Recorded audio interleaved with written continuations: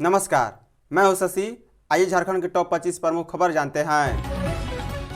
घाटशिला उपचुनाव के लिए 17 ने किया नामांकन। झारखंड के घाटशिला विधानसभा उपचुनाव के लिए नामांकन की अंतिम तिथि मंगलवार को ही समाप्त हो गई है। उपचुनाव के लिए 17 उम्मीदवारों ने नामांकन किया।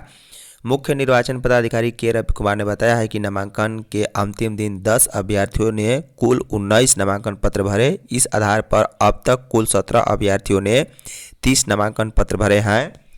बता दें, उपचुनाव के लिए उम्मीदवारों के नामांकन पत्र की 22 अक्टूबर को स्क्रूटनी की जाएगी।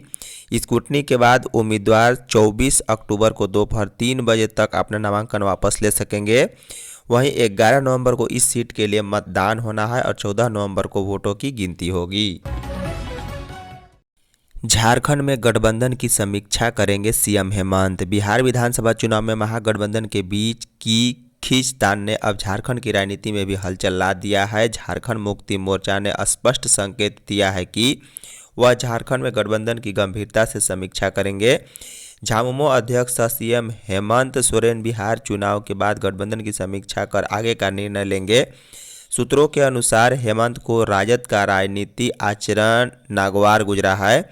वे पार्टी तथा कार्यकर्ताओं के सम्मान के लिए नई रणनीति बना सकते हैं। झामुमो के केंद्रीय महासचिव विनोद कुमार पांडे ने मंगलवार को कहा कि महागठबंधन के प्रमुख घटक दलों ने झामुमो को आखिरी समय तक गुमराह किया। बिहार में सम्मानजनक भागीदारी नहीं मिली।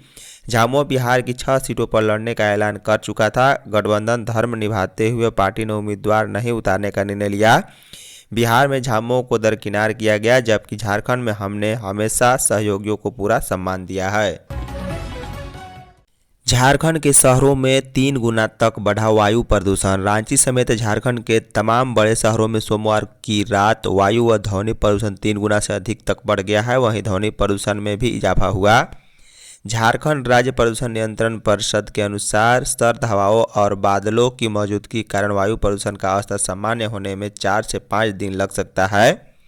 जेएसपीसीबी की रिपोर्ट के अनुसार रांची के व्यस्त बाजार अल्बर्ट एक्का चौक पर PM10 सूक्ष्म धूलकण का औसत स्तर सामान्य सीमा 100 माइक्रोग्राम प्रति घन मीटर से लगभग 3 गुना से भी अधिक 384.32 माइक्रोग्राम प्रति घन मीटर दर्ज किया गया। यहाँ PM2.5 का स्तर भी सामान्य सीमा 60 माइक्रोग्राम प्रति घन मीटर से 3.5 गुना से भी अधिक 215 माइक्रोग्राम प्रति घन मीटर पाया गया है।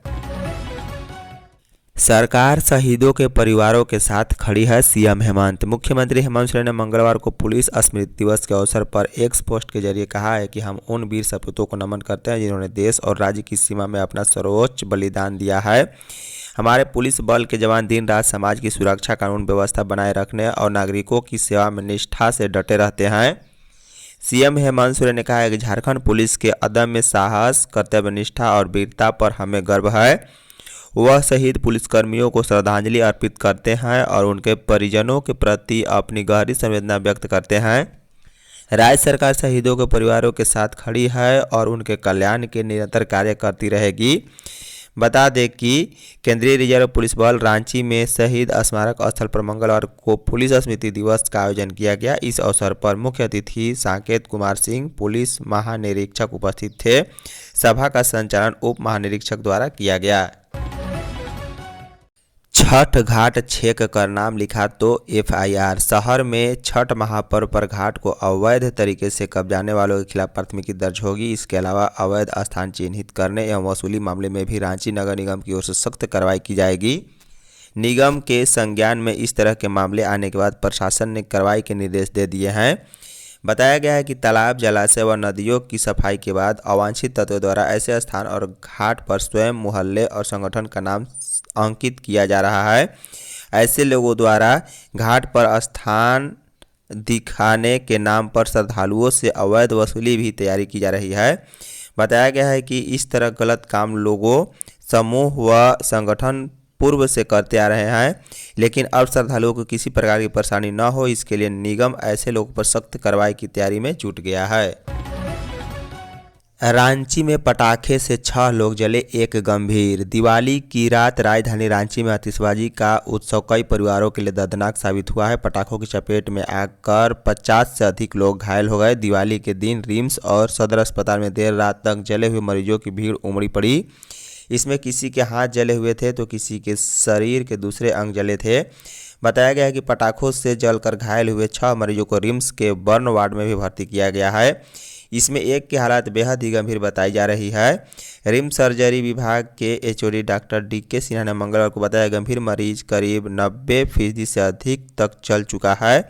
उसकी स्थिति काफ़ी गंभीर बनी हुई है। उन्होंने बताया कि इस बार पटाखों से झुलसने के मामले में चेहरे, हाथ और पटाखे आंखों में चोट लगने से अधिक मामले अस्पताल में आए हैं। झारखंड मौसम 27 तक बारिश के आसार। राजधानी समेत पूरे राज्य के मौसम में अगले 3 दिनों में बदलाव देखने को मिल सकता है। सुबह की धुंध के साथ 23 अक्टूबर से आसमान पर बादल के छाने के आसार हैं। वहीं 25 से 27 अक्टूबर तक राज्य के अलग अलग हिस्सों में बारिश होने के आसार हैं। इस दौरान अधिकतम तापमान में 2 से 3 डिग्री की वृद्धि होने का भी अनुमान है। मौसम विभाग के अनुसार 24 के बाद राज्य के गुमला, खूंटी, सिमडेगा जिलों के अलावा कोल्हान प्रमंडल के सभी जिलों में हल्की बारिश हो सकती है। वहीं 25 अक्टूबर से पूरे राज्य में बारिश की आशंका जताई गई। मौसम विभाग के अनुसार अंडमान के दक्षिण समुद्र और बंगाल की खाड़ी तक फैला हुआ है एक अपर साइक्लोनिक सर्कुलेशन मंगलवार को एक निम्न दबाव क्षेत्र में तब्दील हो चुका है। यह उत्तर पश्चिमी दिशा की ओर गतिशील है। अगले 48 घंटे के दौरान इस सिस्टम के और व्यापक होने और गहरे निम्न दबाव क्षेत्र बनने का पूर्वानुमान व्यक्त किया गया है। इससे 22 से लेकर 24 तक पूरे झारखंड का मौसम प्रभावित होगा। शिक्षा विभाग ने जारी की रेटिंग, लातेहार अव्वल, पलामू फिसड़ी। झारखंड में स्वच्छ और हरित विद्यालय की रेटिंग में लातेहार जिला अव्वल रहा है, जबकि पलामू सबसे फिसड़ी रहा। सबसे बेहतर काम करने वाले और सबसे खराब काम करने वाले दोनों एक ही प्रमंडल के रहे। लातेहार में 99% से अधिक स्कूलों में लक्ष्य पूरा हो चुका है, जबकि पलामू में सबसे कम 54% स्कूलों में यह पूरा हो सका। वहीं पूर्वी सिंहभूम, कोडरमा, बोकारो, गुमला, लोहरदगा और पश्चिमी सिंहभूम में भी ऐसे जिले हैं जहां 50% से अधिक लक्ष्य की पूर्ति हुई है, जबकि गिरिडीह, साहेबगंज और देवघर में 70% से भी कम लक्ष्य प्राप्त हुआ है। बता दें कि स्वच्छ व हरित विद्यालय कार्यक्रम केंद्र सरकार के शिक्षा मंत्रालय की ओर से शुरू किया गया है। स्कूलों में स्वच्छता और पर्यावरण को बढ़ावा देना है। स्कूलों में इसको लेकर रेटिंग की जाती है। हाई स्कूल शिक्षक नियुक्ति मामले में जेएसएससी को आवेदन। स्नातक प्रशिक्षित शिक्षक संयुक्त प्रतियोगिता परीक्षा 2016 के रिक्त सीटों पर नियुक्ति के मामले में झारखंड हाईकोर्ट के आदेश के आलोक में आवेदन जमा होना शुरू हो गया है। याचिकाकर्ता अपना विस्तृत अभ्यावेदन झारखंड कर्मचारी चयन आयोग के सचिव के पास जमा करा रहे हैं। आवेदन देने के लिए याचिकाकर्ताओं के पास अब सिर्फ 5 से 6 दिन शेष बचे हैं। हाईकोर्ट की एकल पीठ ने आदेश की तिथि से 8 सप्ताह के अंदर याचिकाकर्ताओं को जेएसएससी सचिव को अभ्यावेदन देने का निर्देश दिया था। वहीं पीठ ने जेएसएससी व राज्य सरकार को शेष 2034 रिक्तियों को योग्य याचिकाकर्ताओं से 6 महीने के भीतर भरने का भी निर्देश दिया था। अधिवक्ता शेखर प्रसाद गुप्ता ने बताया कि अदालत ने अपने आदेश में एक सदस्यीय फैक्ट फाइंडिंग कमीशन का गठन किया था।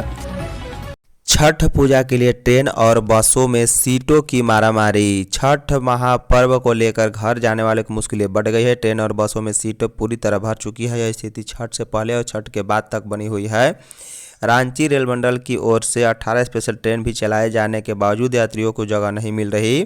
बिहार और उत्तर प्रदेश जाने वाली ट्रेन तथा बस से दोनों ही पूरी तरह फुल है। ऐसे में यात्रियों को वैकल्पिक साधनों का सहारा लेना पड़ रहा है। कोई किराए पर वाहन बुक करा रहे हैं तो कोई अधिक खर्च कर फ्लाइट से घर जाने की तैयारी में है। रेलवे की ओर से कुछ ट्रेनों में अतिरिक्त कोच भी जोड़े गए हैं ताकि वेटिंग लिस्ट में शामिल यात्रियों को सीट मिल सके, लेकिन इससे भी भीड़ की समस्या कम नहीं हुई। बता दें, सेल सिटी निवासी सुधीर कुमार मंगलवार को अपने परिवार के साथ गोरखपुर जाना था। उन्होंने बताया है कि मौर्य एक्सप्रेस में सीट कंफर्म न होने के कारण उन्हें 24,000 रुपये खर्च कर किराए पर वाहन बुक करना पड़ा है। जैक बोर्ड ने जारी किया मैट्रिक इंटर का मॉडल प्रश्न पत्र। झारखंड शैक्षणिक परिषद जैक ने मैट्रिक और इंटरमीडिएट परीक्षा 2026 के लिए सभी विषयों का मॉडल प्रश्न पत्र जारी कर दिया है। इस बार परिषद ने एक अहम बदलाव करते हुए मॉडल पेपर बोर्ड परीक्षा से 4 माह पहले ही जारी कर दिया। यह पहली बार है जब छात्रों को परीक्षा से इतने पहले अभ्यास का मौका मिलेगा। जैक ने न केवल 10वीं के सभी विषयों हिंदी, अंग्रेजी, गणित, विज्ञान, सामाजिक विज्ञान और अतिरिक्त भाषाओं के मॉडल प्रश्न पत्र जारी किए हैं, बल्कि इंटरमीडिएट के तीनों संकायों विज्ञान, कॉमर्स और आर्ट्स के सभी विषयों के भी मॉडल पेपर वेबसाइट पर अपलोड किए हैं। बता दें कि सभी मॉडल प्रश्न पत्र जैक की आधिकारिक वेबसाइट से डाउनलोड किया जा सकता है। इसे लेकर सरकारी स्कूलों के प्राचार्यों को दिशा निर्देश भी दिया गया है। मालूम हो कि मैट्रिक और इंटरमीडिएट परीक्षा 2026 फरवरी माह में आयोजित की जाएगी। पुलिस संस्मरण दिवस पर बलिदानियों को किया गया याद। रांची के झारखंड सशस्त्र पुलिस जैप 1 परिसर स्थित परेड मैदान में मंगलवार को बलिदानियों की याद व सम्मान में पुलिस संस्मरण दिवस परेड का आयोजन किया गया। इस मौके पर डीजीपी सहित सभी वरिष्ठ पुलिस अधिकारियों ने बलिदानियों की याद में सम्मान स्वरूप जैप 1 परिसर स्थित शहीद स्मारक पर श्रद्धांजलि अर्पित की और परेड मैदान में परेड की सलामी ली। इस मौके पर झारखंड सहित पूरे देश में 1 वर्ष के भीतर हुए बलिदानियों को याद किया जाता है। इस 1 वर्ष की गणना 1 सितंबर 2024 से 31 अगस्त 2025 के बीच की गई है। इस दरमियान पूरे देश में 191 जाबाज जवानों व अधिकारियों ने अदम्य साहस का परिचय देते हुए अपना बलिदान दिया। बलिदानियों की सूची में झारखंड से माओवादी अभियान में शहीद एक जवान सिपाही सुनील धान भी शामिल है। वे झारखंड जगुआर के जवान थे। झारखंड में 38,000 आंगनवाड़ी केंद्रों को मिलेंगे प्रति वर्ष 8,000 रुपये। केंद्र संपोषित सक्षम आंगनवाड़ी एवं पोषण 2.0 योजना के तहत अब राज्य के 38,798 आंगनवाड़ी केंद्रों को प्रशासनिक मद में प्रति वर्ष 8,000 रुपये मिलेंगे। अभी तक केंद्रों को इस मद में प्रति वर्ष 2,000 रुपये ही प्राप्त होते थे। अब उपलब्ध होने वाले 8,000 रुपये से प्रति माह 500 रुपये अर्थात वर्ष में 6,000 रुपये बिजली पर भुगतान होगा। वहीं केंद्रीय महिला एवं बाल विकास विभाग के निर्देश पर राज्य सरकार ने इसे लेकर आदेश जारी कर दिया है। इससे पहले इस पर कैबिनेट की स्वीकृति ली गई थी। आंगनबाड़ी केंद्रों की राशि बढ़ाए जाने पर खर्च होने वाली कुल राशि में 60% का भुगतान केंद्र सरकार करेगी, जबकि 40% राशि का वहन राज्य सरकार ही करेगी। झारखंड में निकाय चुनाव को लेकर सुगबुगाहट शुरू। निकाय चुनाव को लेकर राजनीतिक दलों में सुगबुगाहट शुरू हो चुकी है। तमाम दलों ने अपने अपने स्तर से कार्यकर्ताओं को चुनावी मैदान में किस्मत आजमाने के लिए निर्देश देकर छोड़ दिया है और दलगत आधार पर गतिविधियों को सीमित रखा गया है। अभी तक की परिस्थितियों को देखें तो पार्टी ने उम्मीदवार बनने को आतुर कार्यकर्ताओं को स्वयं ही किस्मत आजमाने को कह दिया है, लेकिन कुछ नेता जीत हार का दारोमदार भी उठाने को तैयार हैं। अपने बीच के कार्यकर्ताओं को मैदान में उतारकर उनकी मदद भी कर रहे हैं। वार्ड और मेयर पदों को लेकर आरक्षित सीटों की सूचना अभी तक सार्वजनिक नहीं हुई है। इसकी सूचना जारी होने के बाद गतिविधियां और भी तेज होगी। धन्यवाद।